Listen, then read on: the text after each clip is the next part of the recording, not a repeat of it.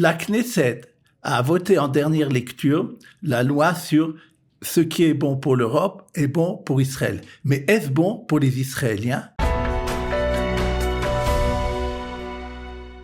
Et comme chaque semaine, nous retrouvons le docteur Daniel Guggenheim pour la chronique économique de Studio Qualita. Bonjour Daniel. Bonjour. Après donc Tisha B'Av, on va voir un peu quelle est l'actualité économique israélienne, et on va commencer par ce qu'on a entendu justement le jour de Tisha B'Av, si je me trompe pas, où une des maisons de cotation internationale a annoncé donc que la note israélienne a été dégradée. On est passé, je crois, de A+, à A, tout simplement. Voilà.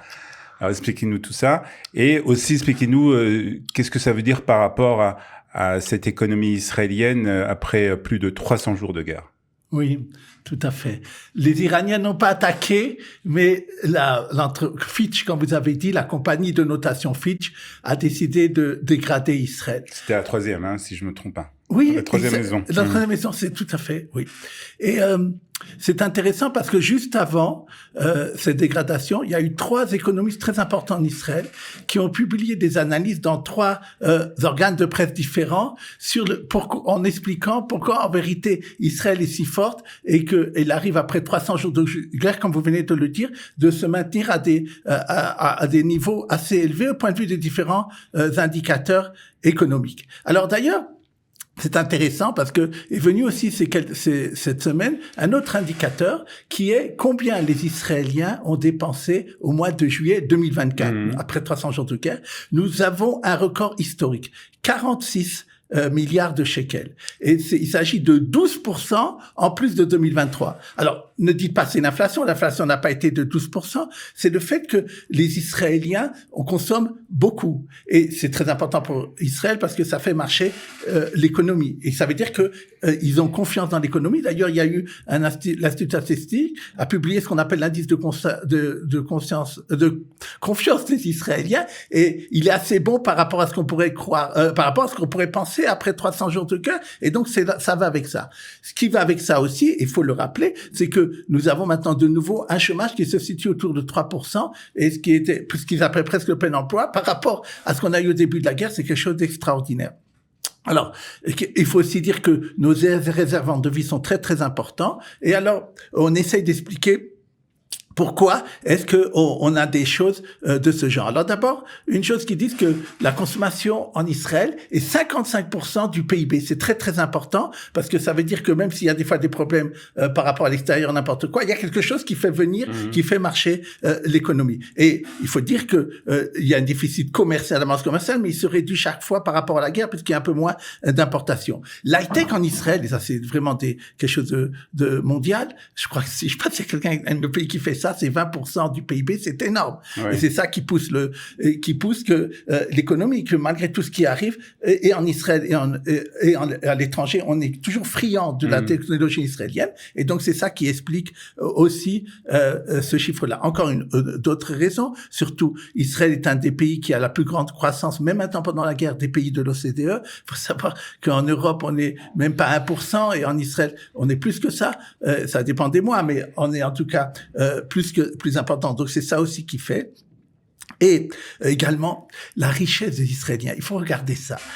Quand il y a eu en 1990 la première guerre avec l'Irak, c'est pour ça que j'en parle de ça, c'est-à-dire qu'on a été attaqué à ce moment-là, la richesse de tous les Israéliens, si vous regardez tout ce qu'ils ont pas par les appartements, je parle la richesse mobilière. Oui. Alors ça faisait un trilliard de shekels, 1000 milliards, d'accord. Mais maintenant on en est à 6.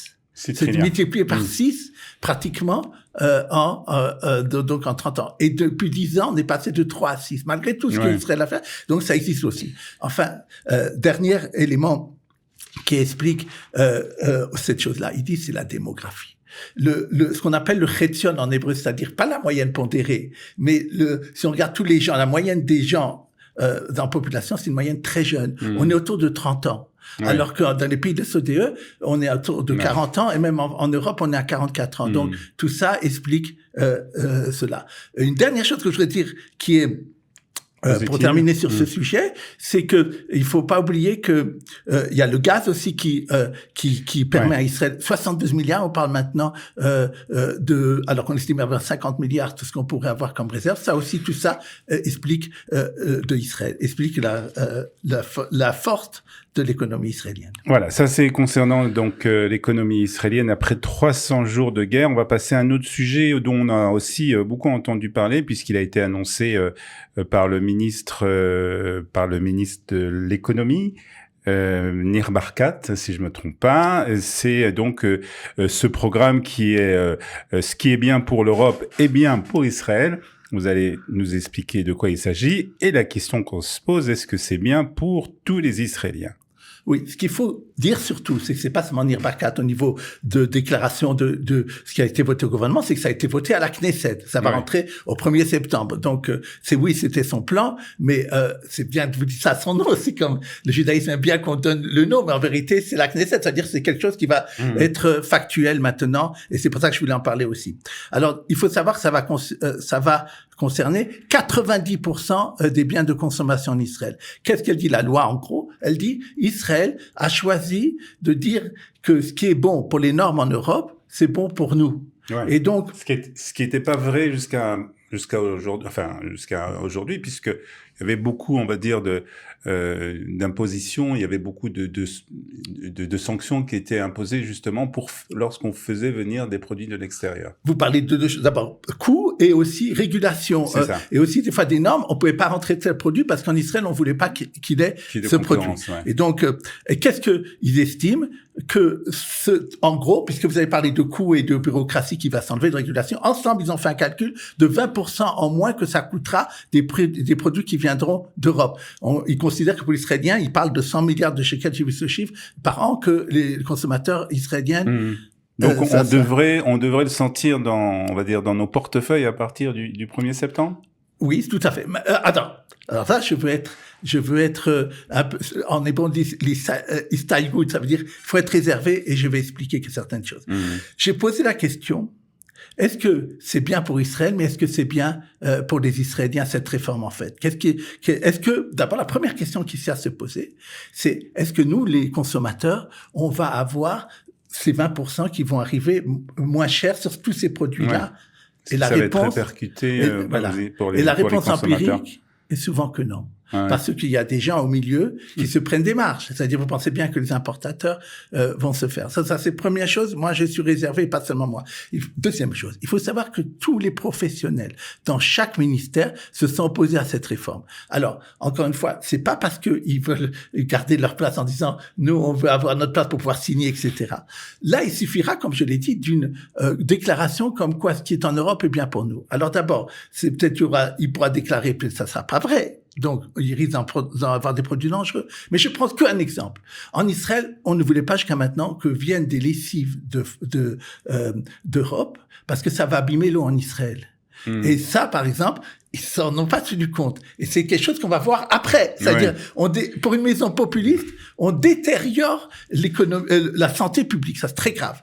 Et c'est dans chaque norme, on peut voir ça. Il y a juste des choses qu'ils ont réussi à empêcher. Une autre chose qu'il faut le savoir, c'est que non seulement, je l'ai dit, c'est pas sûr que ça s'en répercuter, mais même si on voit dans certains produits au début de la baisse, après on va se apercevoir, ça s'est déjà arrivé, qu'on a des augmentations après plus fortes. Parce que qu'est-ce qui se passe? Comme nous, on arrête de produire ça et qu'on est basé sur l'importation, vous pensez bien qu'après les importateurs vont le savoir et les pays, et nous, on va devoir après payer beaucoup plus cher parce qu'ils vont augmenter les prix. Donc, il faut faire très attention à ça. Et je donne un exemple qu'on voit maintenant. On voit des tomates maintenant, je sais pas si vous avez fait les courses, autour de 20 shekels, c'est pas difficile. Et elles sont souvent pas belles. Pourquoi? Les légumes, c'est comme ça, en ce moment. Parce que on a arrêté de produire des tomates en Israël, beaucoup, et on s'est basé sur la Turquie et la Jordanie. Maintenant, en Turquie, vous savez, c'est le problème politique, et la Jordanie, c'est le choléra. Et alors, ils ont dit que maintenant, on peut plus importer. Et hop, tout d'un coup, Israël se trouve dans un problème où tout d'un coup, le prix des tomates flambe. Eh ben, c'est ce qu'on a eu. On a eu en agriculture dans beaucoup de produits. Est-ce que quand même, le point positif dans ça, c'est un début de casser justement un peu ces monopoles qui existent en Israël? Et c'est quand même une avancée par rapport à ça. Non. Ce n'est pas, et on le verra, et parce que des fois c'est reporté, vous savez, en Israël, ils font beaucoup de réformes, ils ont parlé du monopole, parlé pour la banque, on va faire des entreprises de crédit, ça a été une catastrophe. Tout ce il faut réfléchir. Moi je dis, il faut voir avec les professionnels. Vous dites, qu'est-ce qu'ils ont proposé les professionnels, par exemple? Ils ont dit l'agriculture, ils le font d'ailleurs maintenant, vous voulez pas mourir l'agriculture? Eh ben faites comme en Europe, subventionnez. Vous faites une politique tarifaire, prenez-vous sur vous l'État de faire en sorte que nous puissions continuer. Maintenant, maintenant l'État redonne par exemple aux agriculteurs de refaire de l'ail et des choses comme ça parce que ils ont cassé ça pour le chinois, etc. Donc c'est ça que moi je voulais dire, c'était ça la solution, c'est ça qu'ils voulaient. Moi je prends ici un avenir, un pari sur l'avenir pour le dire. Ça va pas marcher et ça va nous être plus cher et ils vont revenir dans quelques années là-dessus. Bon, très bien. Alors on va suivre ce dossier. Et j'espère que vous aurez tort sur ça. Voilà, c'est ce que j'ai à dire. On va parler à présent d'un sujet qui intéresse tous les Israéliens. À partir du moment où on devient Israélien, on entend toujours cette fameuse phrase « Est-ce que vous voulez des tachloumim » lorsqu'on paye quelque chose. Les paiements par tempérament, c'est ça, hein?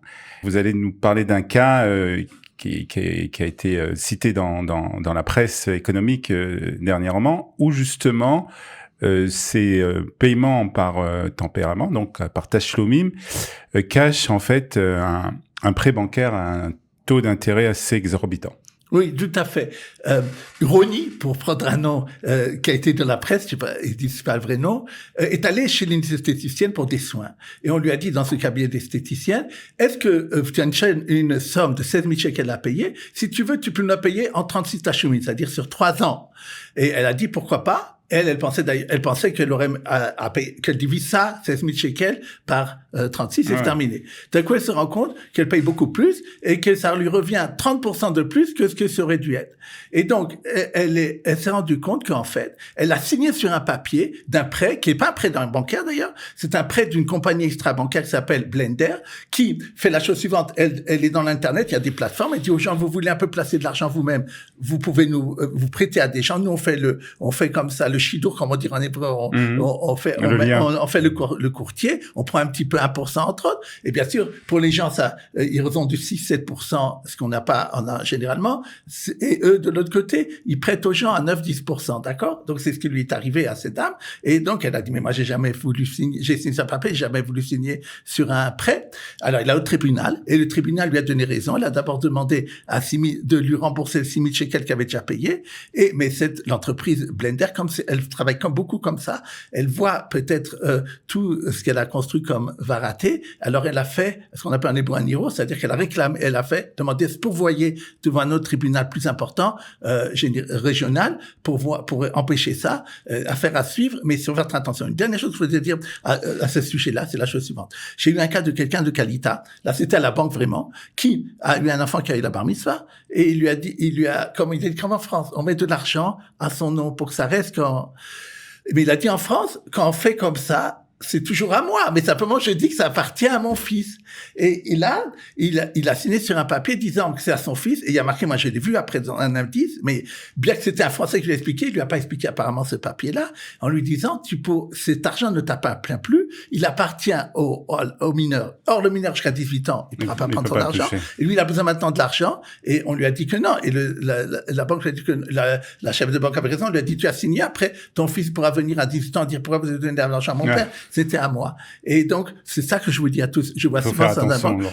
Quand vous signez, quel que soit le papier, que ça soit une banque, que ça soit tout ça, surtout l'histoire d'argent, mais à plus forte raison, n'importe quoi, regardez et ne cessez pas de signer avant on est toujours là. J'aurais dit que j'ai presque 900 personnes qui se sont adressées à moi. Continuez à le faire parce que on peut, si vous avez le moindre doute, après c'est trop tard. Si vous avez, exactement. Si vous avez une question concernant tous ces contrats qu'on vous propose, que ce soit à la banque ou que ce soit des sociétés de crédit, avant de signer, de bien lire. Et si vous ne savez pas l'hébreu ou si vous ne connaissez pas assez bien l'hébreu, vous pouvez faire appel, bien entendu, à Kalita et au docteur Guggenheim. On va terminer avec une nouvelle de high-tech, avec une société israélienne spécialisée dans l'électro-optique qui, pour l'armement, qui reçoit de nouvelles commandes grâce au succès ukrainien sur le front. Oui, nos auditeurs ont sûrement entendu que l'Ukraine est passée à l'offensive et non seulement elle n'a pas cédé pendant 2 ans, mais maintenant elle a déjà conquis 70 villages en tout cas. Et donc les gens savent peut-être pas qu'une des raisons pour lesquelles elle a gagné la guerre, c'est grâce à la technologie israélienne. Il y a une compagnie NH en hébreu, c'est le troisième en français, qui fait de l'électro-optique pour l'armement. Et elle met ça permet surtout de repérer les drones. Et c'est grâce à ça justement que l'Ukraine a pu résister beaucoup aux attaques de la Russie et maintenant pouvoir faire cette nouvelle attaque qu'elle fait maintenant. Et alors, qu'est-ce qui se passe? C'est que, comme on dit, les goyim, c'est-à-dire les pays alentours, ont entendu que cette technologie de Aïn Hachichi, elle marche bien puisque l'Ukraine a gagné résiste bien. Alors, il y a maintenant, c'est la deuxième fois ce mois-là, elle a reçu une nouvelle commande de 150 millions d'euros d'un autre pays de l'OTAN, bien entendu, elle n'a pas voulu dire quel est son nom, qui lui a acheté cette technologie-là. Il faut savoir que c'est une action qui a augmenté depuis 60% depuis le début de l'année. Et donc, voilà, s'il y a des gens qui cherchent des intéressants, alors, en tout cas, la tech israélienne est toujours bien. Merci beaucoup, en tout cas, Dr Guggenheim. On vous souhaite Shabbat Shalom, déjà, et une bonne semaine. Merci.